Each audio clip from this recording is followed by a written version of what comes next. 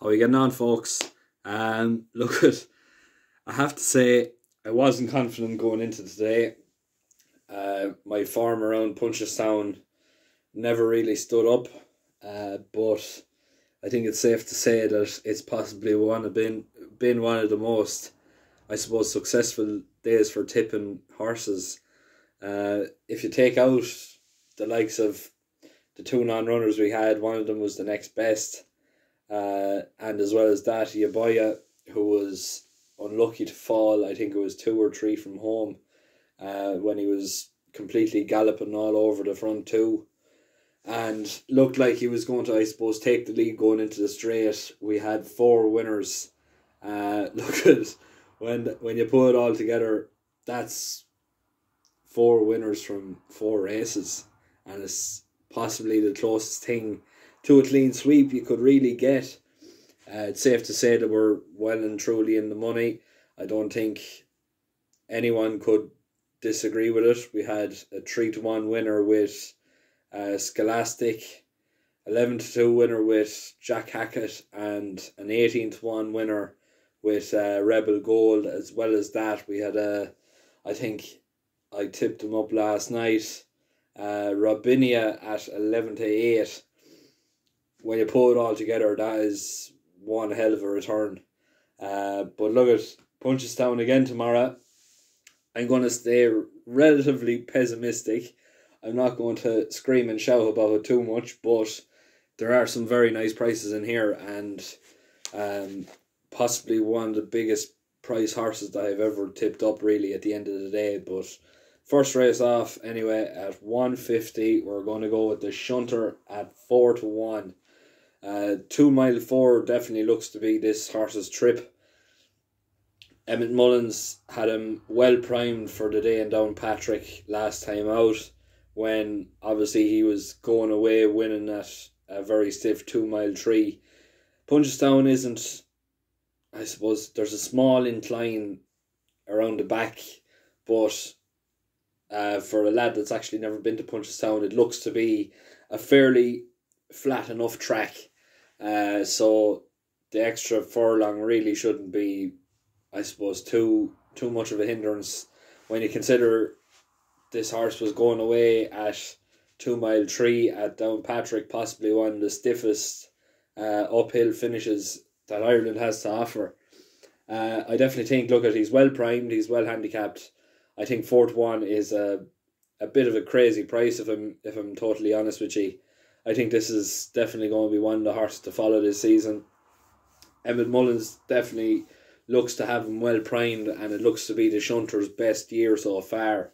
4-1, like I said, is a great price, but I suppose, look at, if you can find a quarter the odd market, I would suggest maybe backing each way. It's a fairly tough race to call, this one, but yeah, I would get on now at 4-1 if the market is there, or if the fractions are there, back each way, but because I'm expecting this horse to shorten right in now tomorrow, and an each way bet is much safer.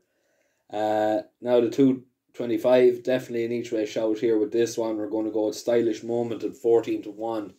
It was a very good second last time out. I think it was, I don't actually have it written down here now, but if I'm not mistaken, it was around Sligo. Finished off well that day. It was staying on fairly strongly, and I definitely think it's well worth keeping an eye on. It's still on a fairly reasonable mark. It looks to be, I suppose, well handicapped. It's obviously fit, as the form book suggests, and I definitely think it's well worth backing each way at 14-1, because I'm expecting it to grab a place at very best, or at very least, might I say. But definitely 14-1 is a bit of a crazy price for this one, and yeah, I definitely think it's going to definitely outrun that odds and give plenty of people that are going to be backing each way a very good run for their money. 3 o'clock, the next best of the day, we're going to go with Lordlariat at 4-1. This horse was a bit of a revelation there for Carl Thornton at the start of the year. He was a very good staying hurdler. He's gone into the chasing ranks now. He had a very good run last time out. He finished third in behind a couple of improving sorts, and he's still relatively well handicapped. Really and truly, 4-1 is he's definitely looks to be one that's going in the right direction, and the handicapper, I suppose, has evaded him so far anyway, and he looks to be, I suppose, progressing on very nicely. So 4-1 is definitely well worth considering, especially for a horse that's improving and should take this race like a duck to water, really, at the end of the day. 335, the biggest price horse I've possibly ever tipped up. We're going to go with Clanbury Bridge at 50-1. Definitely well worth in each way, in my personal opinion. When you take the first two out of it, it looks to be a fairly weak race. There's an awful lot of these that are arguably on the decline, and I suppose they're vulnerable to an improving sort. This one here is unraced, but when you look at it breeding, it's well related to a few nice sorts. It cost €37,000 as a yearling, and I think it was 22 or 23,000 as a 3-year-old, if I'm not mistaken. Really and truly, when you look at the quality of the race, an awful lot of these horses would really be only worth about half of that. Obviously, someone sees something in this particular horse that they like, otherwise they wouldn't even reach the likes of the 20,000s or even the 30, close to 40,000, you could say. Especially for a national hunt horse. Like, an awful lot of these national hunt horses, as unraced, would go for pennies, really, at the end of the day. But it definitely looks to be one that's more interesting than most. The price it's crazy. It's for the horse that it's related to, like, it seems massive. If it's able to run, and if it's I suppose worth the price tag, I definitely think it's going to be well worth in each way.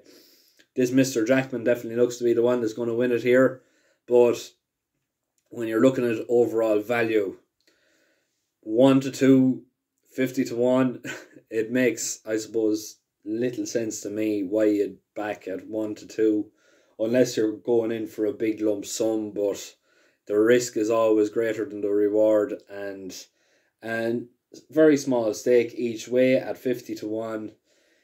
I don't think you can go wrong. Personally, I'm hoping this horse will put in a very good performance, and it could well, I suppose, cause a bit of a shock. And stranger things have happened, and stranger things have definitely happened more recently than anything else, with big price horses coming in. But I definitely think this one could well be worth keeping an eye on for future races. Now, the 410, we're going to go with Cardboard Gangster 9-4. I suppose it's a flip of a coin with this one, really, here between the top two. Obviously, this Cardboard Gangster really needs to improve to trouble the favourite here when looking at form and everything else like this. But an odds-on horse in a maiden hurdle that's been tried so many times, you have to wonder why. At the end of the day, why is it at such short odds that it just cannot seem to win its race? Obviously, I'd love to see it actually going on and winning a race, and I suppose given the connections, a bit of, I suppose, joy instead of heartbreak for once. But I definitely think this Cardboard Gangster could, I suppose, cause a bit of a shock. Brian McMahon, he likes to find, I suppose, nice opening opportunities. This horse has run fairly decent in a course and distance. I think it was a maiden hurdle as well, with Get Rich or Die Plying for Gordon Elliott. At the end of the day, it's probably my least confident bet of the day. Obviously, it's not an each way bet, considering it's such a sharp price, but like, who knows? This horse could, I suppose, pick up if this favourite just proves to be a little bit frustrating as it has done so in the past. 4.45, we're going to go with the nap of the day. We're going to go with Paula's Prayer at 5-1. Really and truly, it's at an each way price. I definitely suggest backing each way if you're getting on board at all, but this looks to be one that's going to definitely give people a great run for their money. It was second last time around Downpatrick, I think over the same distance and ground conditions. The price that day evades me. I forgot to look it up properly, but it looks to be, I suppose, definitely coming into its own skin now at this stage. £2 rise, if I'm not mistaken. I've seen it somewhere. That's well and truly manageable by the looks of things. It's definitely on the incline. It's coming in here fairly nicely weighted. If it shows the same form as it did last time out, it should well be worth definitely in each way, but I'd be expecting it to take top rank here, and 5-1 is definitely one of the bigger naps that I've ever done, but stranger things have happened, as they say. 5.15, last race of the day. We're hopefully going to come out the same way we came in, and that's definitely on the back of a winner. And for me, I cannot see past Sam's Choice here at 13-8. Really and truly, it looks a very, very nice opening race here now for this one. This Colin Mustard, I think I was on it there the last time it ran. It looked a shade disappointing really at the end of the day. Obviously you have to give, I suppose, room for improvement and all that, but when you put the two races together, Sam's Choice definitely has the better profile and definitely ran a better race than Colin Mustard. When you look at it, all things considered, really and truly, this Sam's profile could be absolutely anything. It looks to be a fairly modest enough bumper. If I'm not mistaken, it's a lady rider's bumper today, and Lisa O'Neill takes to the plate for Gordon Elliott, and look, it should be a very hard horse to beat. 13-8, obviously the shortest price of the day, but when we're trying to get as many winners as we can, and especially keep on the roll that we had there today, it's definitely one that will either add to the winners or get me out of jail, in my personal opinion. But look, that's it for me. I think today was, I suppose, as good of a saying that it's better to subscribe to the channel. It's only free. It's free to do so, and it saves, I suppose, people missing anything worthwhile. Obviously today there's been a few people that have got on at the likes of 18-1 with Rebel Gold, Jack Hackett 11-2, Scholastic at 3-1. I know there's a few people on Yabaya as well at 2-1, but we're very unlucky with that one. And obviously with Rabinia absolutely storming up by 12 lengths, she's definitely one to be watching now this season. She looks to be a real nice sort, and it looks to be a very good promising mare. But I'm going to leave it there. Like I said, make sure to keep liking, sharing, subscribing. The more you subscribe, it does two things. It not only does it help me out, but it keeps you all in the know, and anything that goes up on the YouTube channel, you get notified immediately. So look, thanks very much. Best of luck tomorrow, and stay safe.